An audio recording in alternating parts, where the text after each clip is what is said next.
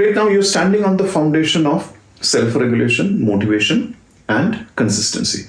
And you've given directionally yourself that goal on which you want to be disciplined, and you're managing your time pretty well. But what will happen? Failures, slips. So some failures will be failing to achieve the quantity, quality, etc. Some failure could be about the frequency.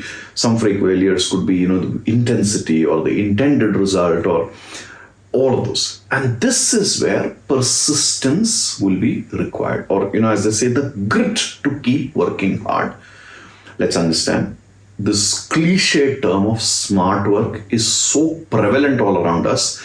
And the idea of shortcuts is so prevalent around us that many of us forget that shortcuts will only cut us short. Shortcuts will only cut our success short. Shortcuts are good when your foundation is strong, when your body of work is done, when once in a while you apply that. Otherwise, what you need? Hard work.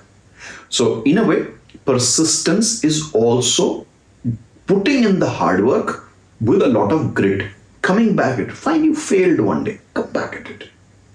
You're feeling low. Come back at it. You're not feeling like doing something.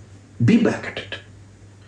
So persistence is going to be partly your companion on the good days, but largely your companion on the bad days. And without persistence, you will be very lonely on the inside to get your work done or go in that direction, right? Like, I'll give you my own example. I train for marathons, and my coach sends me, plans. So for various reasons, because of my travel and work schedule, and I say this with all earnestness, that I do fail 70% of the time to stick to the plan. And there are variations. But when I know that there is nothing else wrong, I am at home and my health is okay, and I have to get up, I push myself to get out of bed.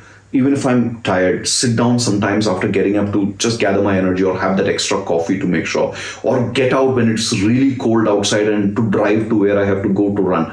So this requires persistence, not when you're doing it just one day, but day after day after day. Like winters in Delhi could be like 3 or 4 months. If it's a good long winter season, from the mildest winter to, going back to the summers, and with peak winters in between. So sometimes it becomes challenge to keep up. So what do you need? Persistence. So like that, for any one of us, whether it's the language that you're learning, or the work that you're getting done, or the project that you're doing, or something new that you need to do, your health goals, a sport that you're trying to learn, persistence, like I said, will come in very handy. It will be partially your companion on good days, but largely your companion on those bad days, helping you, number one, get up and get going with what you need to do, and mentally be there in that. And if you have failure, say, okay, it happens. I heard somebody the other day tell the story of an Olympic athlete who was talking to the coach, and the coach heard that the athlete was very disappointed with that day's practice session, and he apparently told this story of 1/3, 1/3, 1/3. So that 1/3 of the times you will have really, really bad experience. 1/3 of the time you will have average experience, and 1/3 of the time you will have great experience.